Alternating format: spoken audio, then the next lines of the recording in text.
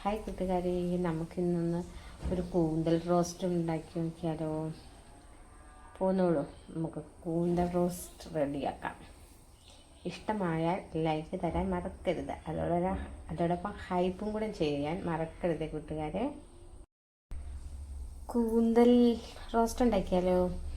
കൂന്തൽ നല്ലവണ്ണം കഴുകി വൃത്തിയാക്കി കഷ്ണങ്ങളാക്കി മഞ്ഞൾപ്പൊടി, ഉപ്പും കറിവേപ്പില ഇട്ട് നമുക്ക് ആദ്യം വേവിച്ചെടുക്കാം.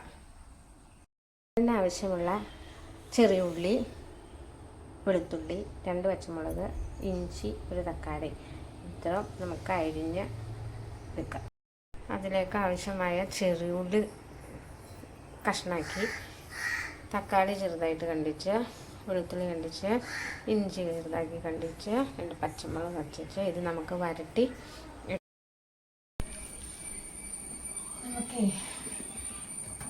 കൂന്തൽ റോസ്റ്റ് ഉണ്ടാക്കാം. അതിനാവശ്യമായ 2 സ്പൂൺ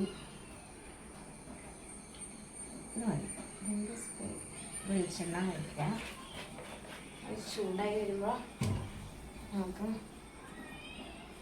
കടുക് പൊട്ടിക്കാം.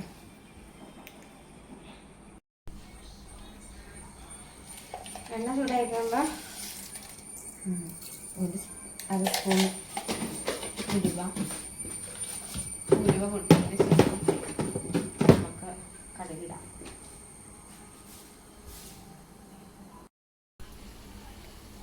കടുകും പൊട്ടിയതിന് ശേഷം നമുക്ക് ഉലുവ പൊട്ടി, കടുക് പൊട്ടി.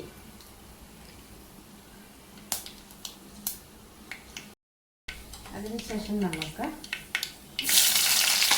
ഉള്ളി ഇട്ട് മൂത്തതിന് ശേഷം ഉള്ളി മൂക്കാൻ വേണ്ടി നമുക്ക് ഉള്ളി വേഗം ചുവന്ന നിറമാവാൻ വേണ്ടി നമുക്ക് ഇച്ചിരി ഉപ്പ് ആഡ് ചെയ്ത് കൊടുക്കാം. അപ്പം അത് വേഗം മൂത്ത് എന്നെ സില്ലേട്ടം പഠിപ്പിച്ചിട്ടുണ്ടെങ്കിൽ കുറച്ച് ഉപ്പും കൂടി ഇട്ടിട്ട് നമുക്ക് നല്ലോണം വരട്ടിയെടുക്കാം. ചുവന്ന നിറമായി കഴിയുമ്പോൾ ഒരുവിധം മൂത്ത് കഴിയുമ്പോൾ നമുക്ക് അതിനകത്തേക്ക് നമ്മുടെ വെളുത്തുള്ളി ചെറിയ കഷ്ണങ്ങളാക്കിയതാണ്, ഇഞ്ചി നമുക്ക് അതൊക്കെ ആഡ് ചെയ്ത് കൊടുക്കാം. കറിവേപ്പില ഇട്ട് നല്ലോണം ചുവന്ന റെഡ് നിറമാകുമ്പോൾ നമുക്ക് പൊടിയിടാമേ. ഒരുവിധം വാടിക്കഴിയുമ്പോൾ നമുക്ക് നമ്മുടെ മുളകും നമ്മുടെ തക്കാളിയും കൂടി ഇട്ട് നല്ലോണം സൗന്ദിപ്പിക്കണം. നല്ല ചുമന്ന നിറമായി വരുമ്പോൾ നമുക്ക്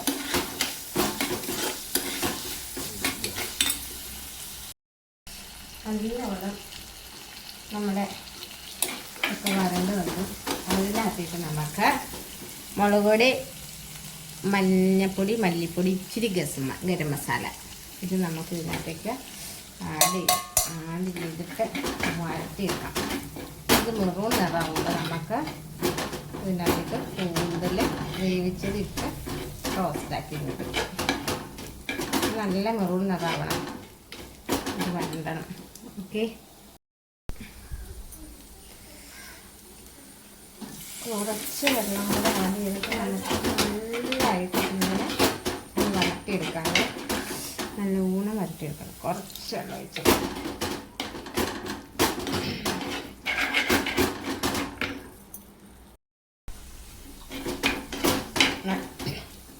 നല്ലോണം മുറുകുന്നതായിട്ടുണ്ട്. നമുക്ക് കൂടുതലില്ലാത്തേക്ക് ഇട്ടിട്ട് ഇളക്കാം. കുറച്ച് വെള്ളം ഒഴിച്ചിട്ട്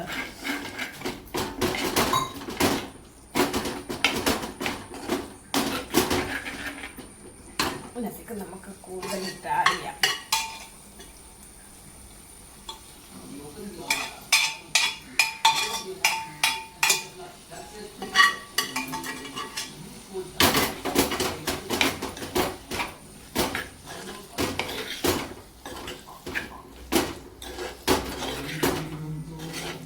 ഇതിനകത്തിരുന്ന വെള്ളമൊക്കെ പറ്റി കേട്ടോ.